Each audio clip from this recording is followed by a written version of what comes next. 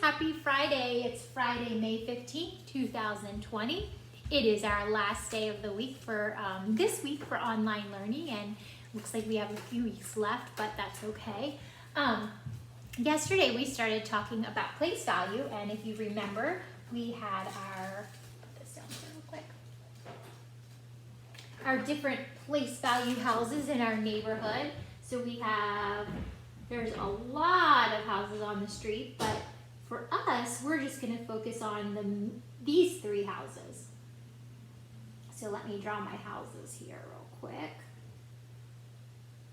So just a review from yesterday, the last house on the street is the ones house. So this is where all the ones live. And if you remember from calendar time, only 9 people can live in the ones house. And then they have to move over next door to this house, which is the tens house.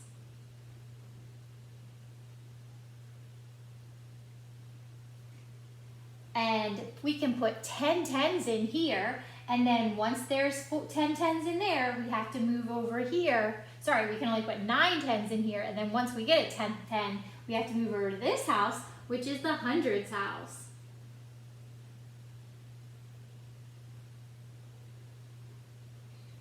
So when we look at numbers, we think about these different houses, and sometimes our numbers live in 2 different houses. Sometimes our numbers only live in the ones house. So if I have like the number 7, it's only one number, so it lives in the ones house. But if I have the number 57, these 2 numbers have to live in 2 different houses, okay? So we would look, if you remember, this guy lines up with this, so this is the ones.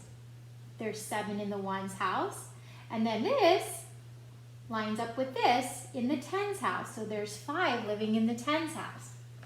What I want to do today is I want to review that a little bit, but then I also want to think about what that means, okay? And you guys have an idea, because we did this a lot at school for calendar. We counted our days every day, and when we had to, we bundled them and moved them to the different houses. And I want to review that a little bit. So here I have some straws. And what I'm going to do is I'm going to count those straws, and we're going to make sure that we know what they represent, okay, or what they mean. So I have 1. Each of these straws is 1, right? So I have 1, 2, 3, 4, 5, 6, 7, 8, 9, 10, 11, 12, 13, 14, 15, 16, 17, 18, 19, 20. I have 20 straws in my hand.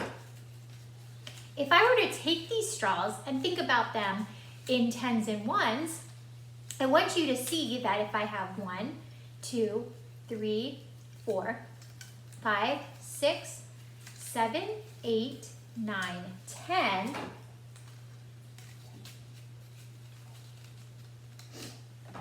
and I make a bundle out of them like this,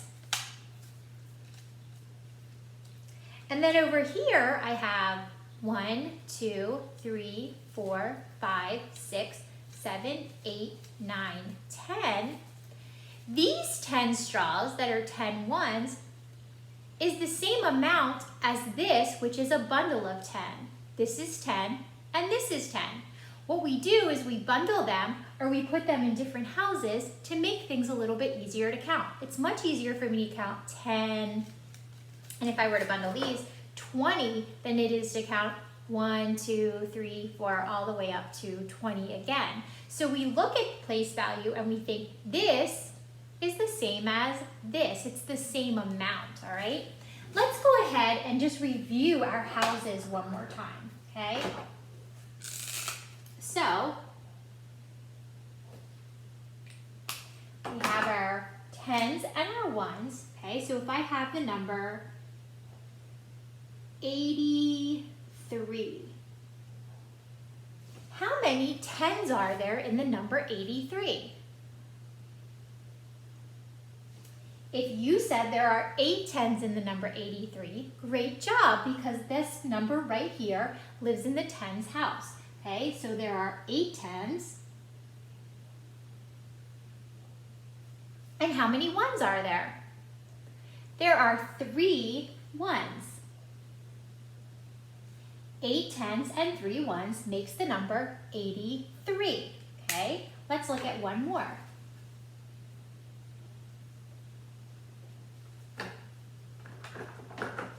How about if we have the number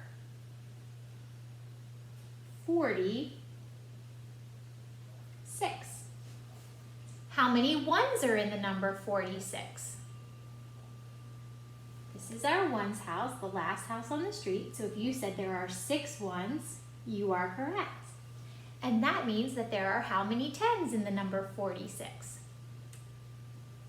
There are 4 in the tens house. 4 tens and 6 ones, or 6 ones and 4 tens, make the number 46. So today what you guys are going to do is you're going to play a game called, I think it's called Dinosaur Footprints. Let me just check that out real quick. Yep, I think it's called Dinosaur Footprints. So you guys are going to play a game with Mom and Dad all about tens and ones. So you're going to have to identify and make sure you really know the ones house and the tens house. I hope you have fun playing the game. If you have any questions, you can always get on my office hours or just shoot me an email. Have a wonderful weekend. I miss you guys so much, and I'll talk to you soon. Bye.